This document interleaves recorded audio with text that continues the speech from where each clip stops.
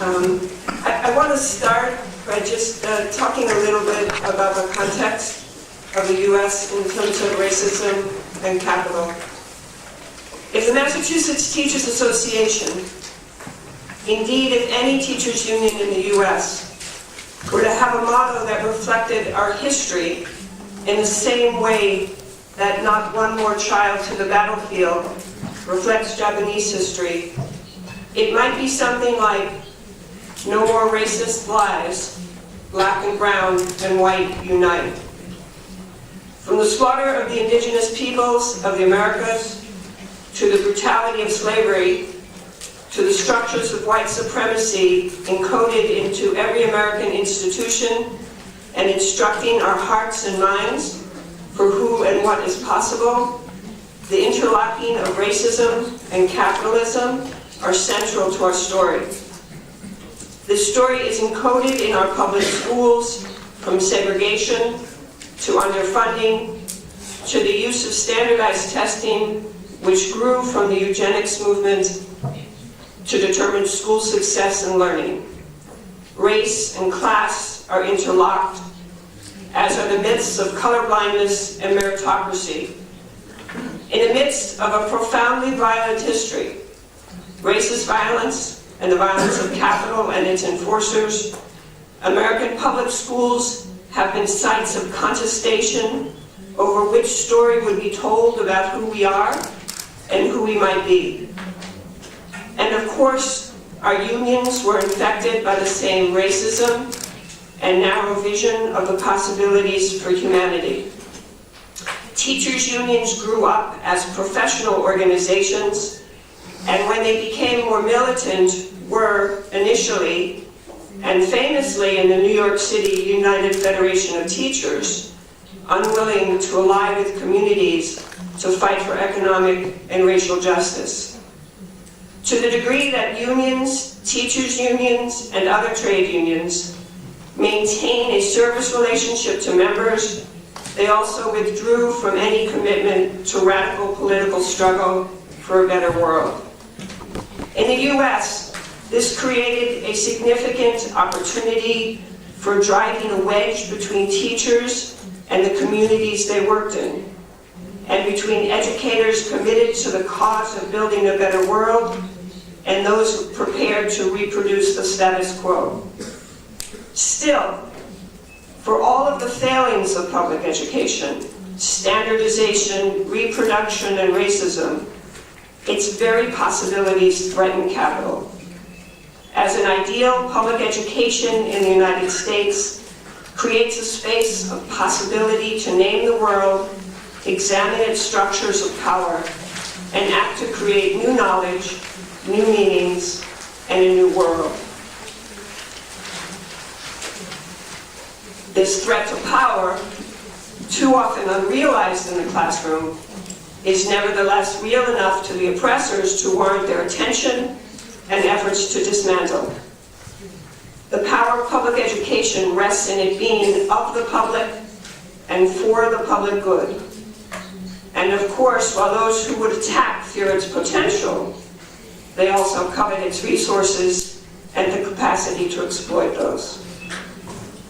While public education as a contested space in the United States is long-standing, in the last 40 years, public schools and unions have been under an ongoing and brutal assault in a struggle that we sometimes appear to be losing. The broad methods of this assault are applied to all public goods. Shock the system, or take advantage of shocks to the system. Critique the system as it attempts to respond to the shock. Privatize as the solution to the system now labeled as ineffective due to the shock. In the United States, we see the boldest example of this method used on public education in the city of New Orleans, which suffered a devastating hurricane in 2005.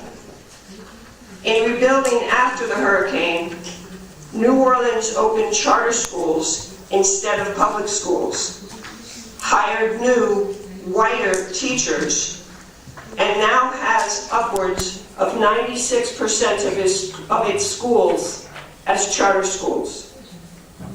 The then Secretary of Education under President Barack Obama said that because of the ability to bring so many charters into New Orleans, Hurricane Katrina was the best thing that ever happened to New Orleans.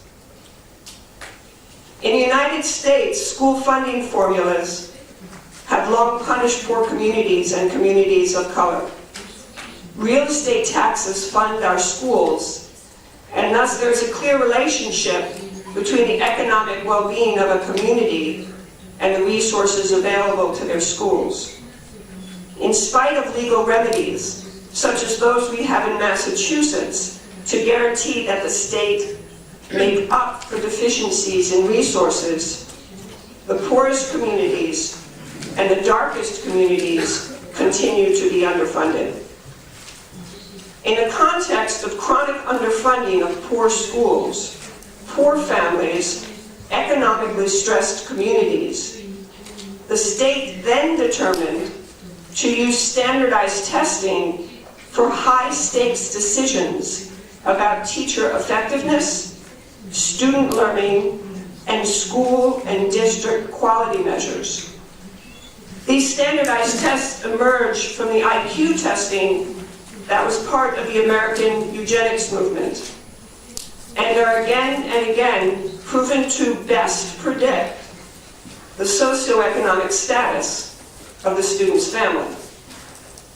So we have poor children in underfunded schools being given tests that we know will prove one thing, if nothing else, that they are poor. That these students are mostly black and brown children is used not to examine economic and racial injustice as built into the structures of our society, but instead to blame teachers, the majority of whom are white, for not having high standards for black and brown children. The nuances and complexities of structural racism and economic injustice are denied, and blame and responsibility put on educators and their unions and the very notion of public schools. Having discredited public schools through underfunding and standardized testing, the private market and managerial control of the work site, the ability to fire at will, is presented as the answer. Thus, we are presented with charter schools and voucher systems. These efforts are successful to the degree that they exploit the realities of institutional racism, the historic role teachers' unions have played in supporting racism, and the anxieties of an increasingly precarious and unjust economic structure. Privatizers exploit insecurities of precarious labor markets and myths of individualism and meritocracy to isolate individuals and force them into competition rather than solidarity. In public education, an increasingly technocratic worldview that relies on algorithms and quantitative data points infects our subjective experience, claims our imaginations, and constructs our interactions. These efforts are further advanced by those teachers' unions that operate from a business union model, in which leadership holds the power, collaborates with political and corporate actors, and has a servicing relationship to membership. Union leadership in too many teachers' unions has been complicit in agreeing to technocratic processes, being out of touch with membership, and refusing to pick up broader fights for economic and racial justice. Of course, the success of privatization emerges as well from control of the political landscape due to unfettered corporate donations to politicians and a bipartisan commitment to the neoliberal agenda. The worst of education reform was introduced to the United States by Democrats under Barack Obama. A darling of teachers' unions, even while he was undermining public education. The Trump education agenda, which furthers the attack on unions and deepens the privatization and underfunding of public education, is only possible because Democrats led us to this abyss. The struggle to claim the radical possibilities of public education begins with reclaiming our unions. We must and are organizing to build rank-and-file caucuses to make our unions more democratic, more militant, and more ready to take on fights for a better world. Inspired by the caucus of rank-and-file educators in the Chicago Teachers Union, educators are forming caucuses across the U.S. and supporting each other in the development of those caucuses through an organization called the United Caucus of Rank-and-File Educators. We have held 5 national conferences in the last 5 years, and caucuses hold monthly national conference calls to analyze, support, and problem solve the struggles in unions as we begin to develop and grow power. I was elected president of the Massachusetts Teachers Association as part of a progressive caucus, Educators for a Democratic Union. The MTA has 116,000 members and is the largest union in Massachusetts. Prior to my taking leadership, the union leadership had made backroom deals that gave away seniority rights and the ability to negotiate over health care. They had overturned a vote of the membership and allowed teacher evaluations to be connected to student test scores. Membership was alienated from leadership, most having no idea about who made decisions or how those decisions were made. To the degree that leadership decisions were challenged, members were told that they needed to take a bad deal rather than get a worse deal. When I did win, in a victory that shocked the status quo, and EDU, and me, it was because EDU ran a grassroots campaign that worked outside of the structures of power, brought 500 first-time delegates to the annual meeting, and told a story that resonated deeply with members. This story of who we are and who we could be and how to get there was based on faith that, in spite of the cynicism of the then union leadership and the national narrative about individualism, competition, public education, and markets, members were ready to engage in collective action and interested in fighting for more than wages and benefits.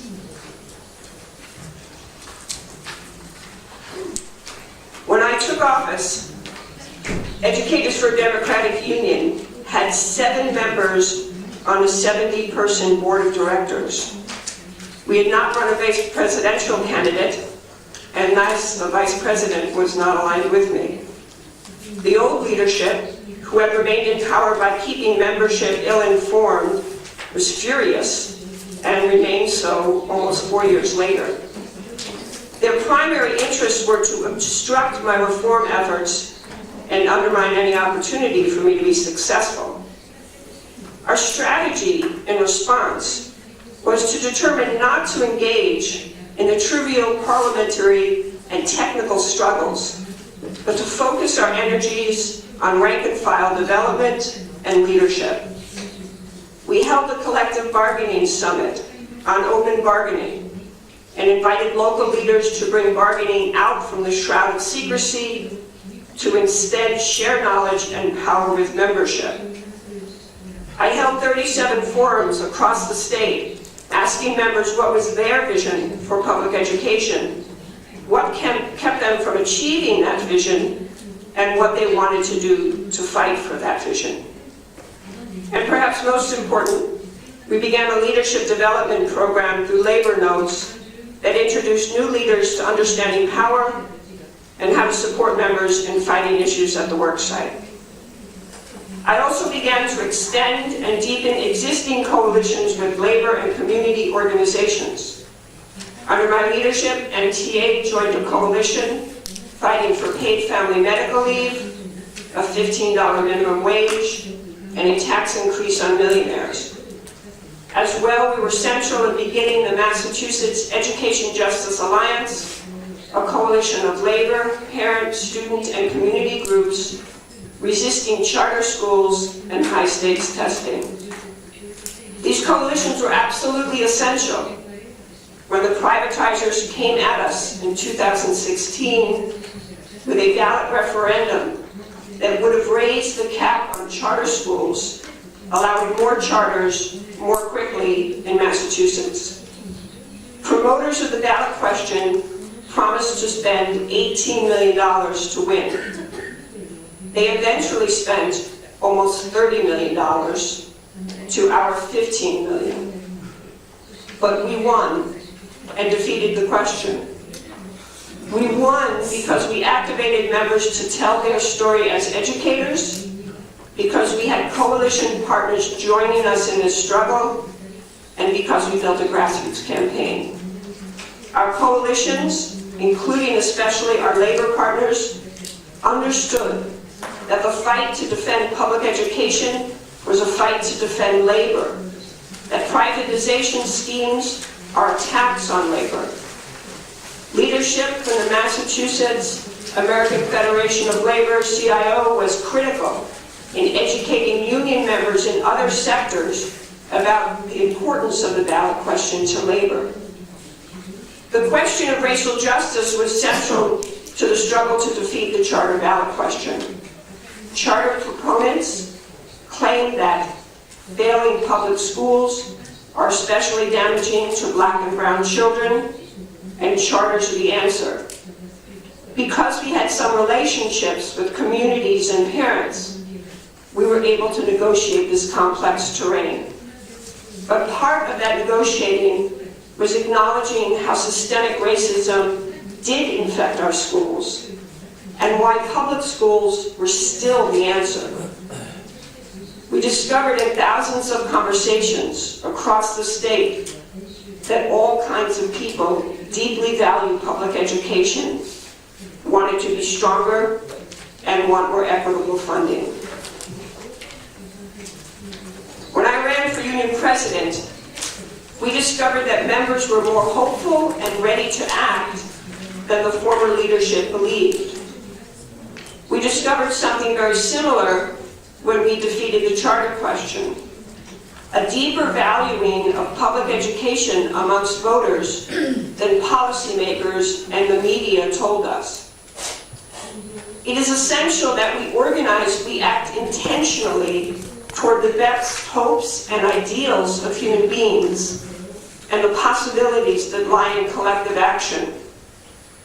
Our work continues to develop rank-and-file leaders with strong analyses of power and the skills to support collective action, to bring more members into the experience of the union as central to everyday worksite experiences, and to extend member political education to understand the necessity for shared struggle with our communities for justice.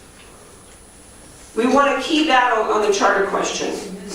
The union itself faces ongoing threats from the right. An upcoming Supreme Court decision, which will give members in public unions the option to join the union, threatens the MTA's fiscal stability. We are anticipating a 10% drop in membership within the year. The implications of this upcoming decision are drawing stark distinctions within the MTA for what kind of union we can and should be in the face of this threat.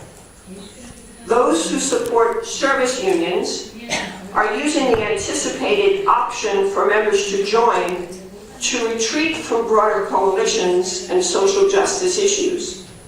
They believe we need to narrow our focus to providing members with services. I see those who hold to this perspective to be less inclined by ideology and more by a certain cynicism about themselves and others, a scarcity of imagination for the world other than the one given. We can invite them to a new vision, but it is not our work to spend time trying to free them from their worldview. It is instead our work to activate the latent imagination and sense of justice in rank and file membership. As MTA president, and with the support of more Educators for a Democratic Union members on the board, we have instead responded to this threat by hiring more organizers, instituting a 124 plan that develops member leaders, the ones, to have connections with a group of 20 other members and have 4 conversations with each of those 20 members over the year. The expectation is that those conversations engage members in naming and organizing around worksite issues and our broader social justice commitments. EDU has grown in the last 4 years under my leadership. We now have 28 board seats, but in the upcoming election, when I term out, we'll test our strength. EDU's commitment to racial justice is central to our campaigns, not as a talking point, but as critical to our analysis of the problem and as necessitating actions to dismantle structures of white supremacy. It is our work to educate members because at the core, the differences are not only about the commitment to a new world, but about how we understand where we get our power. EDU is committed to building rank and file power and coalition power. The fight against the attack on our public schools and our union is part of a broader struggle for a better world. EDU is committed to acting for meaningful hope that when working people are given the time, the tools, and the trust to meet, analyze, and problem solve, they will act collectively for a better world. The struggle continues. Thank you.